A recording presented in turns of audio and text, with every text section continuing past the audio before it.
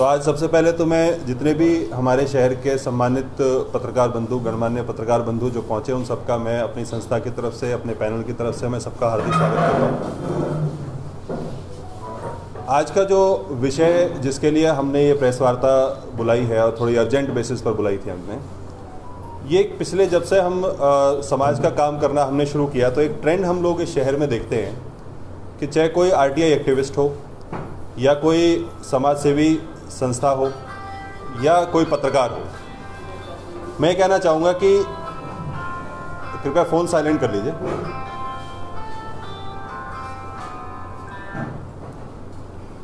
इस कमरे में जितने लोग बैठे हैं, आज का जो विषय है वो सभी को प्रभावित करता है। जितना आपको प्रभावित करता है उतना हमें प्रभावित करता है, क्योंकि मीडिया डेमोक्रेसी का फोर्थ पिलर है, that is fourth pillar of democracy, और इसके ऊपर हमेशा अटैक होता रहता है। अब ये जो अटैक है ये किस वजह से, इसमें सिर्फ इन्होंने क्या है कि दो चीज़ें पकड़ रखी हैं। एक तो भाई डिफेमेशन का सूट डाल देते हैं, या फिर कहीं ना कहीं कुछ ना कुछ दिखाकर, कुछ गलत तथ्य पेश कर उसको क्रिमिनल ऑफेंस बनाने की कोशिश करते हैं, क्योंकि डिफेमेशन सिद्ध करना कानून में या कोर्ट में उतना आसान नहीं होता। तो क्रिमिनल डिफेमेशन कर आवाज़ को दबाने की कोशिश करी जाती है। बहुत सारे उदाहरण अगर हम पिछले 1, 1.5, 2 साल के अंदर, 3 साल के अंदर जो उदाहरण देखें, उसमें चाहे वो कुछ साथी अपने यहाँ पर भी बैठे हुए हैं, उसमें चाहे वो पुष्पेंद्र राजपूत जी का मामला आया हो, चाहे वो वरुण शौकन जी के ऊपर जो मेरे साथ बैठे हैं, हमारे साथी बैठे हैं वरुण शौकन जी, तो उनके ऊपर इस तरह के एफआईआर दर्ज कर और इस तरीके से उनको हरेसमेंट करने का मामला आया हो, या हमारी संस्था के सम्मानित साथी wing commander retired Satyendra Duggal ji हैं, उनके ऊपर लगातार हमले होने का मामला आया हो और फिर उसके ऊपर क्रॉस एफआईआर्स कर और उनको फिर दबाने का प्रयास किया गया, उसके ऊपर के मामले आए हों। और अभी जो रिसेंट जो मामला अभी आया है, जो कोर्ट का ऑर्डर आप सब लोगों ने देख लिया होगा, जो सौरभ भारद्वाज जी जो वॉइस ऑफ फरीदाबाद का चैनल चलाते हैं, उनके ऊपर जो एक एफआईआर दर्ज करने का जो कोर्ट से आदेश जो इन लोगों ने लिया, उसका मामला आया हो। तो ये एक ट्रेंड है जो चलता जा रहा है। और जैसे जैसे चुनाव आएंगे और जैसे जैसे हम लोग सत्ता पक्ष के खिलाफ, क्योंकि अकाउंटेबिलिटी सत्ता पक्ष की बनती है, जैसे ही हम लोग सत्ता पक्ष के खिलाफ कुछ भी सच्चाई दिखाने का प्रयास करते हैं, हम लोग बोलने का प्रयास करते हैं, तो कहीं ना कहीं आवाज़ को दबाने की कोशिश की जाती है। बहुत ज़्यादा लंबी बात न करते हुए मैं सिर्फ इसको ये कहना चाहूँगा आप लोगों से, फिर मैं हैंड ओवर कर दूंगा वरुण जी को और आदरणीय ओपी शर्मा जी को, कि अब हम इस ट्रेंड को ख़त्म करना चाहते हैं। ये ख़त्म कैसे होगा? ये एकजुटता से ख़त्म होगा। हमारी संस्था सेफ फरीदाबाद, ऑलरेडी हम समाज के जो सिविल राइट्स हैं, जो लोगों के मूलभूत अधिकार हैं, उनके लिए हम लोग ग्राउंड पर लड़ाई लड़ रहे हैं। अब हम चाहते हैं कि भाई पत्रकार साथियों के साथ भी हम लोग मजबूती से खड़े हों, और आप लोगों के खिलाफ या शहर का कोई भी पत्रकार, कोई भी समाज सेवी व्यक्ति है, कोई संस्था है, कोई आरटीआई एक्टिविस्ट है, अगर उनके खिलाफ सरकार धक्का करती है कोई झूठे मुकदमे में, उनको सिर्फ एक कोई पोस्ट डालने के लिए या किसी सत्य को उजागर करने के लिए, या फिर ये जो इस शहर में जो चोरी डकैती और जो लूट चल रही है उसको दिखाने के लिए अगर कोई भी पत्रकार कदम उठाता है और उसके खिलाफ सरकार धक्का करके उसको अंदर करने का प्रयास करती है, तो हम फिजिकली, इमोशनली और लीगली तीनों तरीके से हम पत्रकार भाइयों के साथ, पत्रकार साथियों के साथ, आरटीआई एक्टिविस्ट के साथ और जितनी समाज सेवी संस्थाएं हैं, छोटी हैं बड़ी हैं समाज सेवी संस्थाएं हैं, उनके साथ हम लोग मजबूती से खड़े हैं और एंड तक इस लड़ाई को लड़ने के लिए हम समर्पित हैं आप सब लोगों के लिए। तो ये हमारा इस कॉन्फ्रेंस को करने का विषय था। और जो अभी रिसेंट केस हुआ उसके कुछ तथ्य हैं हमारे पास, क्योंकि हमने भी ऐसा नहीं है कि हमने किसी केवल एक एफआईआर दर्ज हुई और हम उसके खिलाफ विरोध करने उतर गए। हमने उसके तथ्यों की जानकारी ली, हमने उसको देखा, एनालिसिस किया, लीगल सलाह ली, और बहुत अच्छे लॉयर से, जो शहर के जाने माने लॉयर्स हैं, आदरणीय ओपी शर्मा जी से भी हमने इसके विषय में चर्चा की। तो इसमें कुछ भी ऐसा साक्ष्य नज़र नहीं आ रहा है प्राइमा फेसाई जो जिसमें लगे कि भाई कि किसी के खिलाफ कोई क्रिमिनल सूट बनता है। ये सिर्फ एक धक्का करने का तरीका है। बाकी एफआईआर की कॉपीज़ आप सब लोगों के पास होगी ही, और कोर्ट का ऑर्डर भी आप सब लोगों के पास होगा, उसके विषय में भी विस्तार से चर्चा हम लोग कर लेंगे। मैं अब बोलूँगा आदरणीय ओपी शर्मा जी से। बोलो ना आप। नमस्कार जी। देखिए, हम हैं, सभी पीड़ित हैं इस चीज़ की। गलत के खिलाफ आवाज़ उठाओ, प्रशासन शासन आपके खिलाफ हो जाएगा, आपने ऑटोमेटिकली हो जाएगा। ग्रेटर फरीदाबाद में जितनी भी लूट चल रही है, बिल्डर्स की, उनके खिलाफ जो जो आवाज़ उठाता है उसके साथ क्या होता है सबको पता है, हाथ पैर भी तोड़ दिए जाते हैं। मैन हैंडलिंग का भी एक लड़का तो बहुत टाइम बाद अभी ठीक भी नहीं है, बेड रेस्ट पे है। ओमेक्स हाइट्स का आपको पता होगा, नोएडा में उसकी पिटाई की गई थी, पिटाई क्या बिल्कुल मार ही दिया गया था, मुश्किल से बचा। और मुकदमे दर्ज होना तो आम बात हो रही है, 10-10, 15-15 साल पुराना, कुछ पता नहीं कहाँ से क्या, मतलब जो भी है, मैं ज़्यादा गहराई में नहीं जाना चाहता, आज मौका भी नहीं है। लेकिन जो ये केस आप भी, जो सौरभ भारद्वाज वाला भी है, या हमारे और भी पत्रकार बंधुओं के साथ भी हुआ है, समाज सेवी के साथ हुआ है, ये ट्रेंड बन चुका है कि मुकदमा दर्ज करके अंदर करो, कहीं अड़झा दो। बल्कि इवन नॉट इन हरियाणा, हमारे पूरे इंडिया में ही इस तरह की बहुत सी बातें हुई हैं जहाँ पे सुप्रीम कोर्ट में जाके कहा गया कि भाई क्या मिला इसके पास, कह रहा जी 45,000 रुपये मिले। बोले क्या कर रहा था 45,000? कह रहे जी दंगा फैलाता 45,000 से। अब पूछे कोई 45,000 से कैसे दंगा हो सकता है? वर्डिक्ट आए हैं बार बार, पूरा एक उनने ये पूछा, इनने ये पूछा, और इस तरह की ये ईडी, सीबीआई और हमारे लोकल पुलिस भी दबाव में काम करती है। पुलिस हमारी गलत नहीं है, विकास अरोड़ा जी बढ़िया इंसान है, लेकिन कहीं ना कहीं वो भी दबाव में आ ही जाते हैं। और इस तरह की चीज़ें एक ट्रेंडिंग में हो गई है कि थोड़ा सा कुछ करो, चल भाई इससे मुकदमा दर्ज करा दो।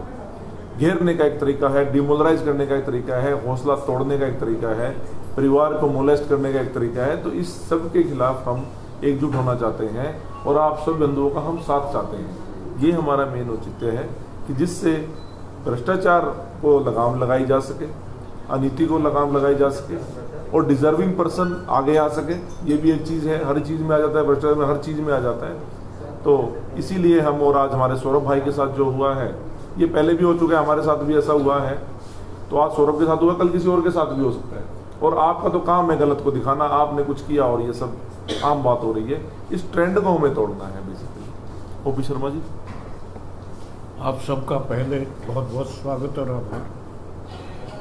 हालात तो हमसे ज़्यादा तो आपके नोटिस में होने चाहिए कि जहाँ ज़रूरत नहीं होती वहाँ FIR हो जाती है, और जहाँ ज़रूरत होती है, जहाँ वाकई जुर्म होता है, सबको पता होता है, वहाँ आप जोर लगा लो FIR नहीं होगी।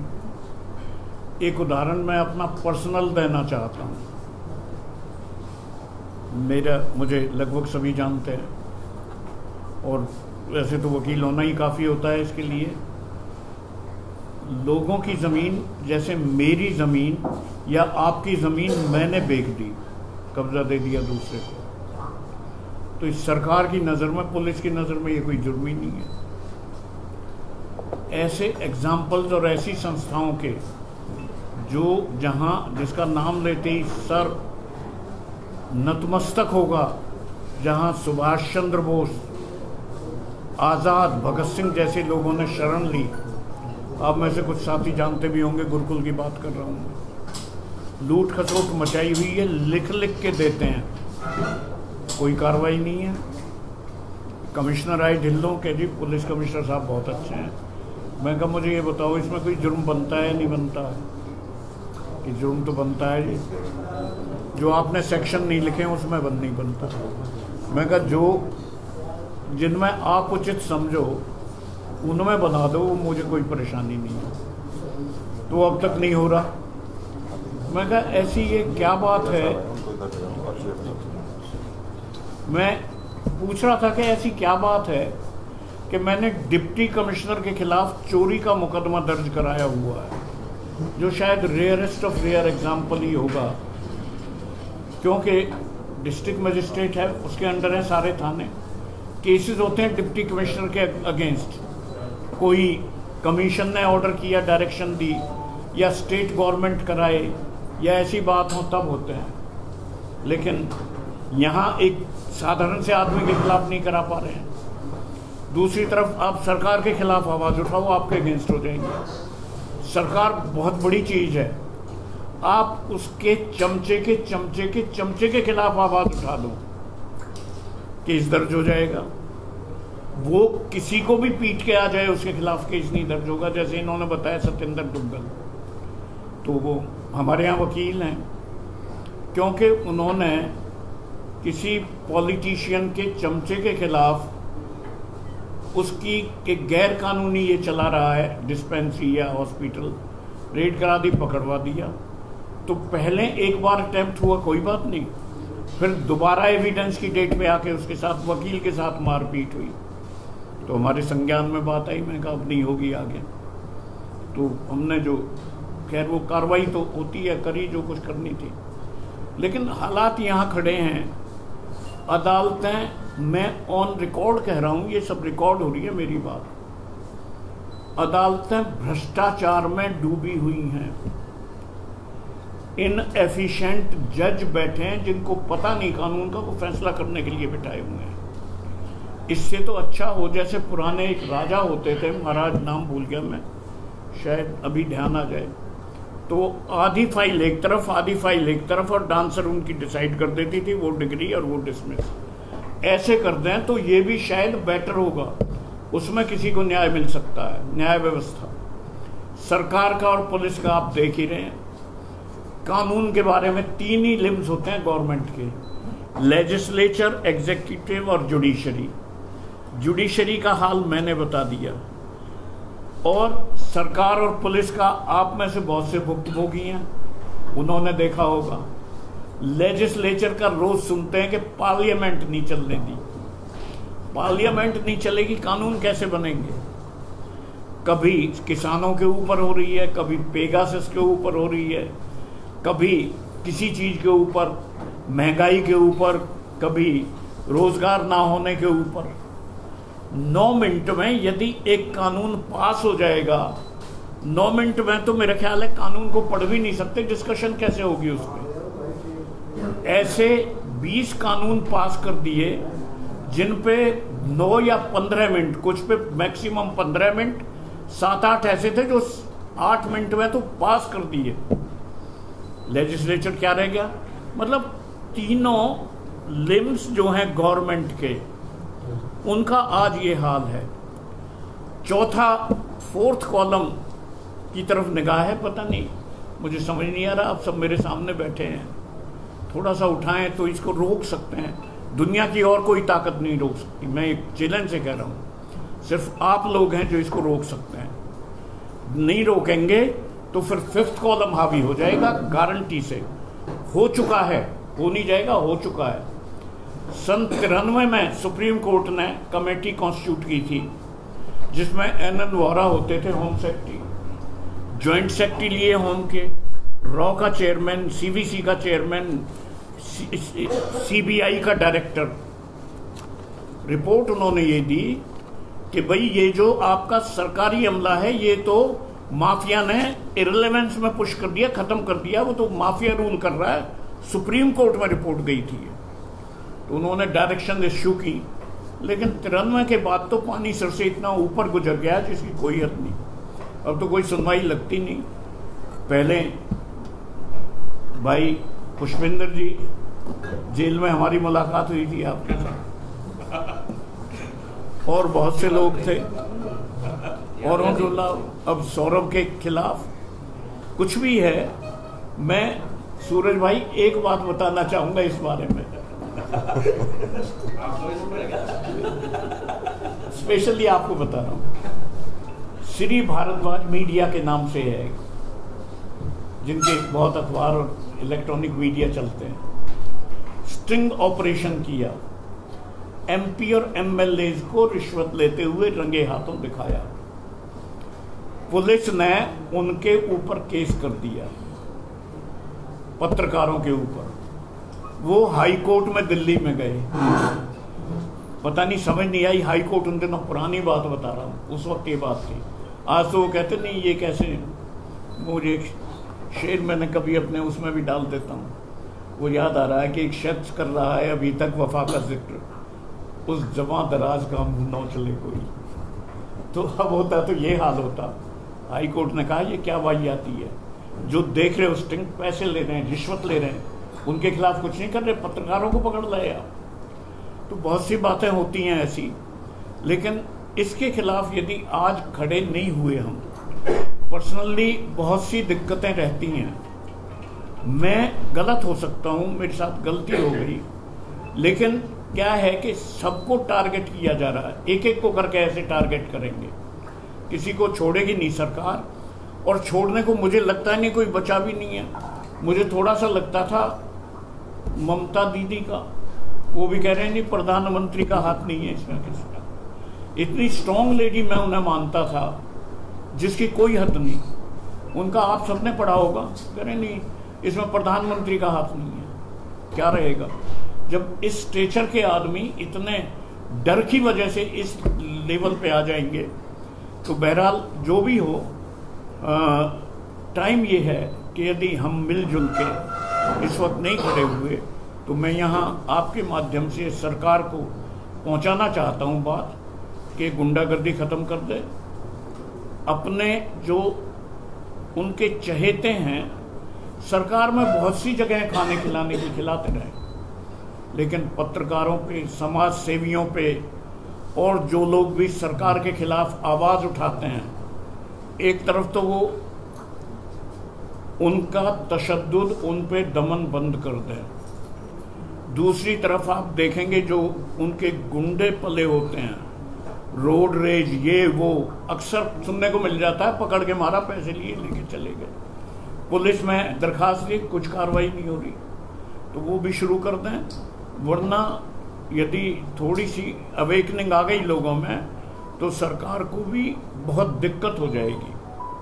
तो हालात ये हैं। आप ऐसा बोल रहे हैं, डर नहीं रहे हैं आप? ममता तो डर रही है, आप क्यों नहीं डर रहे हैं? मैं जेल में आपके साथ तो आया हूँ मैं देखा है और कहाँ भेजेंगे? इससे जगह और कहीं भेज सके। इससे आगे कौन सी जगह है? संस्था है जिनके खिलाफ हाल में केस हुए हैं झूठे।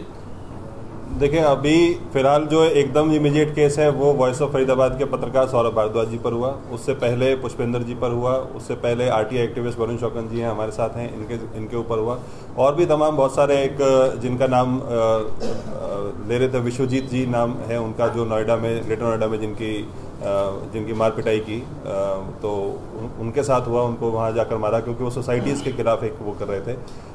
इसी तरीके से सत्येंद्र दुग्गल जी हैं, अगेन सोशल एक्टिविस्ट हैं, हमारे साथी भी हैं, तो वो भी जो सोसाइटीज़ में गबन चल रहा है, लाखों करोड़ों रुपए का जो गबन चल रहा है उसके खिलाफ आवाज़ उठा रहे थे। और ये जो सिक्योरिटीज़ और ये जो एसेंशियल सर्विसेज देने के नाम पर जो लूट चल रही है पूरे ग्रेटर फरीदाबाद के अंदर, उसके खिलाफ आवाज़ उठा रहे थे। और वकील हैं वो, जैसे आदरणीय ओपी शर्मा जी ने बताया, तो उनको डेट पर जब वो अपने गए थे तो उसके बाद लड़कों ने उनकी गाड़ी इंटरसेप्ट करके बेसबॉल के बैट से मारा। उसके बाद फिर जब वो मैटर थोड़ा सा हुआ, बाद में उन्हीं के खिलाफ फिर उन्हीं की सोसाइटी में उनके ऊपर हमला किया गया, और हमला करने के बाद फिर झूठी एफआईआर उनके ऊपर दर्ज कराई, जिसके अंदर 1700 रुपये की चोरी, चाकू, धारदार हथियार से मारना और फिर मोबाइल छीनकर भाग जाने की एफआईआर दर्ज हो गई उसके अंदर, क्रॉस एफआईआर।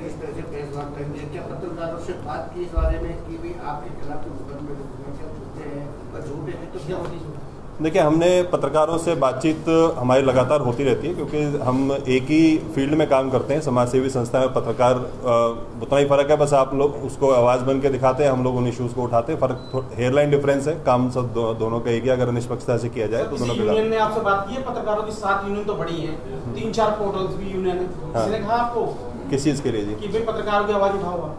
कोई मतलब हम सिर्फ पत्रकारों के लिए नहीं आए हैं, जो भी आवाज उठा रहा है गलत के खिलाफ, उसके साथ ऐसा हो रहा है, आप भी नंबर आ सकता है, आप भी बात करके देख लीजिए। आज जो शहर में हो रहा है उसको उठा के देख लीजिए, कितनी मौतें हुई थी लॉकडाउन के टाइम में, भूले नहीं है हम। किसी हॉस्पिटल के खिलाफ कोई बोल के देख लो, अगर बोला हो तो बताओ, कोई कार्रवाई हुई हो तो बताओ, एक भी हॉस्पिटल सील हुआ हो तो बताओ। और पेटैचिया गई थी, रिकॉर्डिंग घूम रही थी कि 5 लाख रुपए दे दो, अभी एडमिट कराता हूँ। लोग टैचिया लेके घूम रहे थे, ऑक्सीजन सिलेंडर नहीं थे, खूब ऑक्सीजन सिलेंडर की कालाबाजारी हुई, कोई कार्रवाई हो तो बताओ। और अब इससे ज्यादा क्या है? दोबारा ऐसी त्रासदी की वेट कर रहे हो क्या? मरेंगे सारे के सारे। हॉस्पिटल में सरेआम वो चल रहा है, सबका, एवरीबडी नोस, हर चीज का। आप क्यूआरजी की प्रेस कॉन्फ्रेंस, आपने क्यूआरजी प्रेस कॉन्फ्रेंस यही देखी थी, आप सबने देखी थी। वो मैंने पिलर टू पोस्ट, कोई ऐसा मंत्री नहीं, सीएम नहीं, कोई अधिकारी नहीं, मैंने सबके पास भेजी है। ईडी सीबीआई, ये सिर्फ विपक्ष के खिलाफ है क्या ईडी सीबीआई का यूज करना? ये इतने बड़ा हॉस्पिटल 600 करोड़ रुपए का खाए बैठे हैं, क्यूआरजी का मैंने खुद रिटर्न में दिया, मेरे पे मुकदमा दर्ज करा दो एक, भाई मैंने क्या गलत कर दिया? हमारा तो अब इतना है कि हमारा अगर कोई मेरा पेशेंट एडमिट होता है क्यूआरजी में, संस्थाएं अलग अलग बनती जा रही हैं। सर पत्रकार खुद टूट रहे हैं, जब पत्रकार एक नहीं है, जब ये एक नहीं हुआ है तो आपके साथ भी है। देखिए हम पहले इसमें मैं दोनों का जवाब एक जैसा ही है। सवाल जो है मैं इसका एक लाइन में जवाब दे देता हूँ।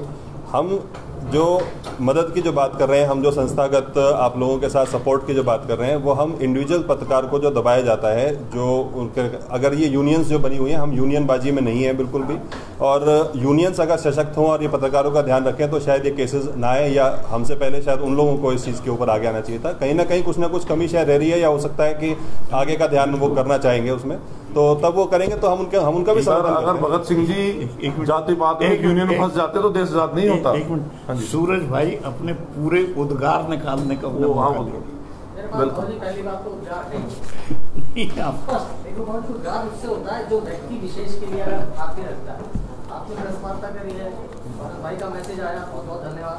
बस सवाल यहाँ ये उठता है क्या एक लॉबी, चाहे वो जर्नलिस्ट लॉबी हो, पत्रकार की लॉबी हो, मिनिस्टर की लॉबी हो, उसमें अगर एक आदमी गलत है, मैं दावे के साथ मुकदमा दर्ज हुआ है, अगर गलत है मामला कोर्ट ने दर्ज कराया है, प्रशासन ने नहीं करा, नंबर 1 उसने अगर गलत एविडेंस कोर्ट में दिया है तो बहुत ही तो कानून में बहुत बड़ा जाता है। 156(3) में तो पुलिस इंक्वायरी करेगी, अगर एविडेंस गुजरेगा तभी तो कोर्ट में ले जाकर कहेगी भाई ये एविडेंस गुजर रहा है इसके खिलाफ। जब 156(3) में मुकदमा दर्ज है, अगर निर्दोष होगा तो बड़ी हो जाएगा, उसके लिए कॉन्फ्रेंस की क्या जरूरत थी? देखिए पारस से मेरे से नहीं, ये जुडिशियल सवाल है, सारे जवाब देंगे, ज्यादा बेटर होगा। कोई नहीं देंगे, और चलो ये भी दे देंगे, मैं भी दे देता हूँ। 156(3) सबसे बड़ा हुआ है। 156, 154 के बाद आता है। 154 में ये लिखा है, मैं जाके कहूँ मैंने कुछ नहीं देखा कि जी मैंने एक डेड बॉडी देखी है जिसमें चाकुओं के निशान है। सॉरी, ऐसा लगता है कि ये मर्डर है। पुलिस की जिम्मेवारी है FIR दर्ज करे, उसके बाद देखे कि गलत है, ठीक है, नहीं देख सकते, फिर इन्वेस्टिगेशन करें, कहेंगे चलो जो हमारे साथ दिखाओ, मौके पे काम।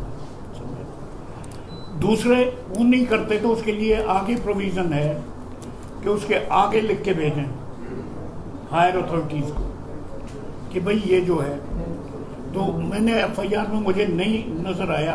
154(3) में प्रोवाइडेड है, यदि पुलिस रिपोर्ट नहीं लिखती है तो आप सुपरिंटेंडेंट नाम है उसमें, यहाँ ACP है, सुपरिंटेंडेंट को लिख के भेजिए। फिर एक सेक्शन 36 है CRPC में, उसमें higher authorities even up to DGP को कंप्लेंट करिए, DGP खुद टेक ओवर करता है तो ही can assume the role of SHO की पावर्स वो करके और वो कर सकता है। उसके बाद कोर्ट में जाइए 156(3) जो काम 154 में होना चाहिए 156(3) में वो दिमाग नहीं लगाती कोर्ट्स बिल्कुल भी, वो देखते भी नहीं है करना। जो उसमें जिसमें प्रूफ दिए होंगे ना उसमें कोर्ट्स नहीं करती हैं 156(3) में।